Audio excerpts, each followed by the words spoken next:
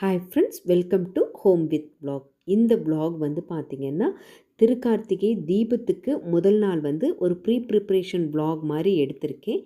இதில் எனக்கு தெரிஞ்ச சில விஷயங்களை உங்கள் கூட ஷேர் பண்ணலாம் அப்படின்னு இருக்கேன். நீங்கள் இது வரைக்கும் நம்ம சேனலை சப்ஸ்கிரைப் பண்ணாமல் பார்த்துட்டு இருந்தீங்கன்னா சப்ஸ்கிரைப் பண்ணிக்கோங்க. பக்கத்திலே இருக்கிற பெல் ஐக்கானையும் கிளிக் பண்ணிட்டீங்கன்னா ரெகுலராக நான் போடுற வீடியோஸ் எல்லாமே உங்களுக்கு நோட்டிஃபிகேஷனில் வரும். ஸோ இந்த தடவை திருக்கார்த்திகை தீபம் வைக்கிறது வந்து பார்த்திங்கன்னா வெள்ளிக்கிழமையே வருது. பொதுவாக கார்த்திகை மாதம் அப்படின்னாலே தீபத்துக்குரிய மாதம்தான். இந்த கார்த்திகை மாதத்தில் தான் ஐயப்பன் சாமிக்கு வந்து மாலை போட்டுட்டு போவாங்க. சில வழக்கங்கள் வந்து பார்த்திங்கன்னா கார்த்திகை மாதம் முழு நாளுமே விளக்கு ஏற்றுறவங்களும் இருக்காங்க.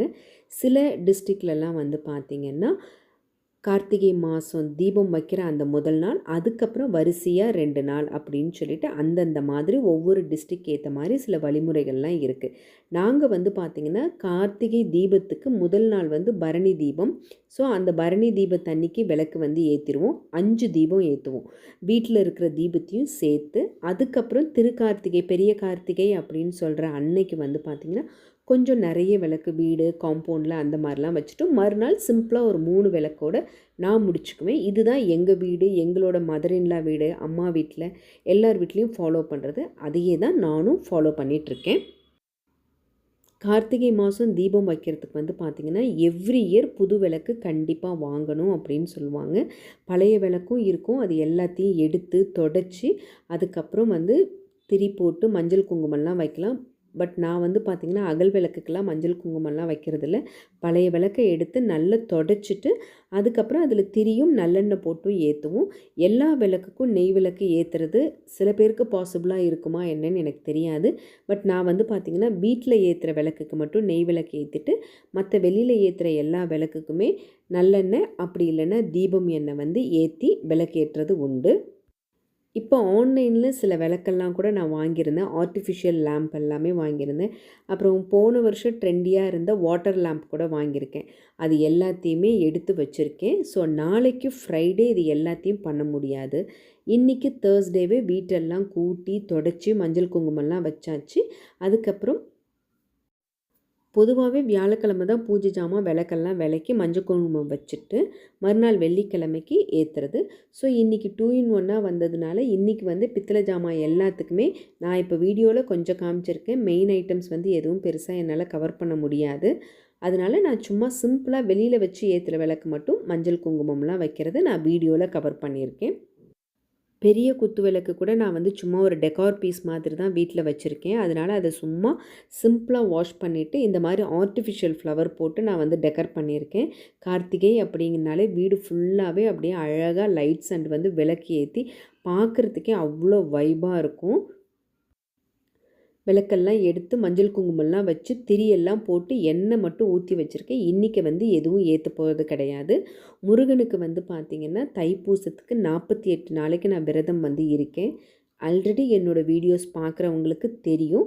ஸோ அந்த விரதத்துக்கும் இன்றைக்கி வந்து சாமிக்கு வந்து பார்த்திங்கன்னா பாலும் தேனும் வச்சு ஈவினிங்கே நைவேத்தியம் பண்ணிவிட்டு முருகனுக்கான வேல்மாறலோ இல்லாட்டி சண்முக கவசமோ படித்து நான் வந்து ஈவினிங் பரணி தீபமும் ஏற்றி என்னோடய பூஜையை வந்து நான் முடிச்சுக்கிட்டேன். நாளைக்கு ஃப்ரைடே மகாலட்சுமி பூஜை எங்கள் வீட்டில் இருக்கும். அதுக்கப்புறம் ஈவினிங்கும் விளக்கு வைக்கணும் அப்படிங்கிறதுனால ஒரு ப்ரிப்ரேஷன் vlog மாதிரி எல்லாத்தையும் எடுத்துக்கிட்டேன். பூவெல்லாமே பஜார்லேருந்து வாங்கிக்கிட்டு நாளைக்கு கொஞ்சம் இன்றைக்கி கொஞ்சம் அப்படின்னு சொல்லிட்டு ஸ்ப்ளிட் பண்ணி வச்சுக்கிட்டேன். உங்கள் ஊரில் பூவெல்லாம் என்ன விலை அப்படின்னு சொல்லிட்டு கமெண்ட் செக்ஷனில் கமெண்ட் பண்ணுங்கள். எப்போவுமே ஃபெஸ்டிவல் அப்படின்னு இருந்தாலே இந்த பூவோட விலை வந்து அதிகமாகிடும். நான் வந்து இந்த முருகனை வந்து புதுசாக திருப்பி நல்லா தொடச்சிட்டு மஞ்சள் குங்குமம் வச்சுட்டு வேறு ஒரு இடத்துல வந்து செட் பண்ணியிருக்கேன். ஏன்னா 48 டேஸும் பூஜை ரூமில் இருந்து எனக்கு அது பண்ணுறதுக்கு கொஞ்சம் சிரமமாக இருந்தனால வடக்கு பார்த்து நான் வச்சுட்டு இங்கேருந்து எனக்கு பண்ணுறதுக்கு ரொம்ப ஈஸியாக இருக்கும். முருகனுக்கு மட்டும் விளக்கு வச்சுட்டு நைவேத்தியம் முருகனுக்கு மட்டும் பாலும் தேனும் கலந்து டெய்லி வச்சுக்கிட்டோம்னா ஒரு 40 டேஸ்க்கு எனக்கு கொஞ்சம் கன்வீனியண்ட்டாக இருக்கும் அப்படின்னு சொல்லிட்டு நான் இந்த பக்கத்தில் வந்து வச்சுருக்கேன். பரணி தீபம் வந்து எதுக்காக ஏற்றணும் அப்படின்னா மக்கள் வந்து வாழ்க்கையில் பயம்னு ஒன்று இருந்தால் தான் ஒழுக்கம் அப்படின்னு ஒன்று இருக்கும் அப்படின்னு நிறைய பழமொழிகள் நீங்கள் கேள்விப்பட்டிருப்பீங்க. பரணி தீபத்தை வந்து ஏற்றுறதுனால நமக்கு என்ன பலன் மனிதர்களுக்கு அப்படின்னு வந்து பார்த்திங்கன்னா, நம்மளுக்கு தெரிஞ்சும் தெரியாமலும் நம்ம நிறைய பாவங்கள் வந்து செஞ்சுருப்போம். ஸோ இந்த பரணி தீபம் வந்து ஏற்றுறதுனால நம்மளுக்கு தெரிஞ்சும் தெரியாமலும் செஞ்ச பாவங்கள் எல்லாமே கழிஞ்சிரும், நிவர்த்தி அடைஞ்சிரும் அப்படின்னு சொல்லுவாங்க. அதுக்காக தான் இந்த பரணி தீபம் போடுறது.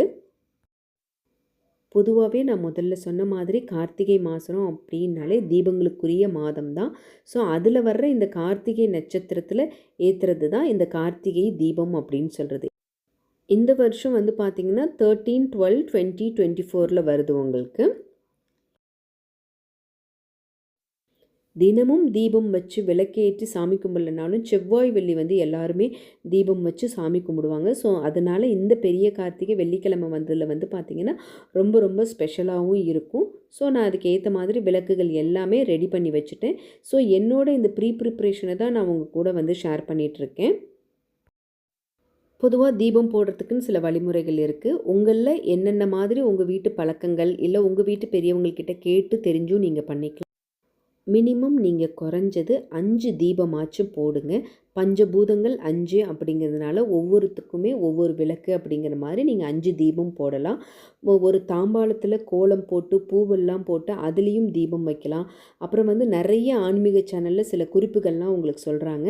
அரச மர இலைகளை வந்து விளக்கு கடியில் வச்சு அப்படியும் நம்ம போடலாம் அப்படின்னு சொல்கிறாங்க. இந்த பெரிய கார்த்திகை அன்னைக்கு வந்து பார்த்திங்கன்னா நிறைய பேருக்கு சில குழப்பங்கள் இருக்கும். எத்தனை மணிக்கு விளக்கு ஏற்றணும், அது எப்படி என்ன அப்படின்லாம் இருக்கும்.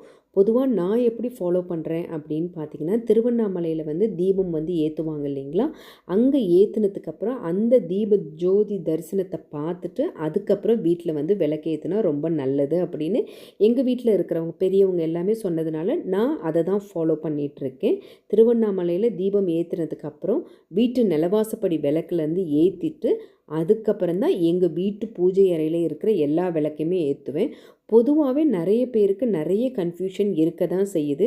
ஸோ அதனால் உங்கள் வீட்டு பெரியவங்க என்ன சொல்கிறாங்களோ அதையே நீங்கள் ஃபாலோ பண்ணிக்கோங்க. நிறைய சேனல்ஸ் இருக்குது, நிறைய ஆன்மீக சேனல்ஸ் இருக்குது. எதுவுமே உங்களுக்கு சொல்லி கொடுக்கறதுக்கு உங்கள் வீட்டில் யாரும் இல்லை அப்படின்னா நீங்கள் இந்த மாதிரி சேனலில் மற்ற குருக்கள் சொல்கிறதெல்லாம் கூட நீங்கள் கேட்டுக்கலாம்.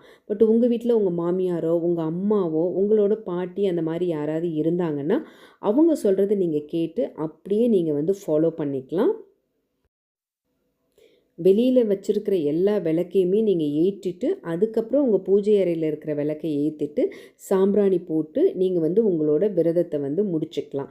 சில பேர் கார்த்திகைக்கு விரதம் இருப்பாங்க. விரதம் இருக்கிறவங்க விளக்கு வச்சுட்டு அதுக்கப்புறம் சாப்பிடுவாங்க. நாளைக்கு கார்த்திகை மாதம் வந்து பார்த்திங்கன்னா உங்களுக்கு உங்கள் வீட்டில் என்ன நைவேத்தியம் பண்ண முடியுமோ அதை நீங்கள் பண்ணலாம். மெயினாக கார்த்திகை தீபம் அன்னைக்கு வந்து பார்த்திங்கன்னா முருகனுக்கு பிடிச்ச தேனும் தினைமாவும் வைப்பாங்க. அப்படி இல்லைன்னா அவல் பொரியில் வந்து உருண்டை செய்வாங்க, இல்லாட்டி அவுள் பொரி செய்வாங்க. எங்கள் ஊர் பக்கம்லாம் வந்து பார்த்திங்கன்னா அவுள் பொரியில் வெள்ளைப்பாகு, பொடி பொடியாக கட் பண்ண தேங்காய், வறுத்த எள், பொட்டுக்கடலை இதெல்லாம் போட்டு ஒரு கார்த்திகை பொரின்னே எங்கள் அம்மாலாம் செய்வாங்க. எனக்கு அந்த ரெசிபி வந்து அந்தளவுக்கு பெருசாக வராதனால நான் பொதுவாக வெறும் பிளெயின் பொரி வாங்கிட்டு கடலையும் வச்சு சாமிக்கு வந்து நைவேத்தியம் பண்ணிவிடுவேன்.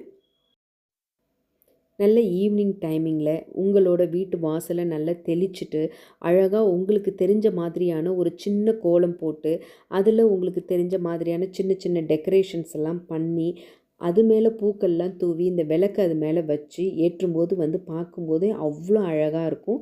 நம்மளோட கற்பனை சக்தியும் கூடும்போது பார்த்திங்கன்னா ஆட்டோமேட்டிக்காக நம்மளுக்குள்ளே வந்து ஒரு பாசிட்டிவ் வைபோ ஒரு மோட்டிவேஷனோ எல்லாமே உங்களுக்கு வந்து ரொம்ப பாசிட்டிவாக இருக்கும். இந்த மாதிரி சில பூஜை வேலைகள் செய்யும் போதெல்லாம் சிலருக்கு வந்து அவ்வளோ ரொம்ப பிடிக்கும். ஸோ அந்த மாதிரியான ஒரு பர்சன் தான் நானும். எனக்கு வந்து நிறைய விஷயங்கள் இதில் தெரியுமான்னு தெரியாது.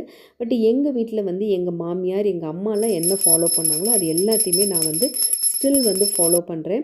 வெள்ளி செவ்வாய் நார்மல் நாளாக இருந்தாலும் சரி, பூவோட விலை எவ்வளோ இருந்தாலும் சரி, எங்கள் அம்மாலாம் பூஜை பண்ணுறதை நிப்பாட்டினதே கிடையாது. அதே மாதிரி தான் நானும். எனக்கும் வந்து என்னென்ன தெரியுமோ அது எல்லாமே எல்லா ஃபெஸ்டிவலையுமே நான் பண்ணுவோம். தெரிஞ்சோ தெரியாமலோ நம்ம இந்த பிறப்பில் வந்து பார்த்திங்கன்னா ஹிந்துவாக இருக்கும்.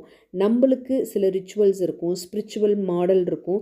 ஸோ அந்த லைஃப் ஸ்டைலை வந்து கண்டிப்பாக ஃபாலோ பண்ணணும் அப்படின்னு சொல்லிட்டு எந்த ஒரு நாளுங்கிழமையும் நான் மிஸ் பண்ணவே மாட்டேன். எனக்கு அது ரொம்ப பிடிக்கும். அதனால் நான் அதை வந்து செய்கிறேன். கடவுளுக்கு செய்கிறதுல நான் கொஞ்சம் கூட பாரபட்சம்னு பார்க்கவே மாட்டேன்.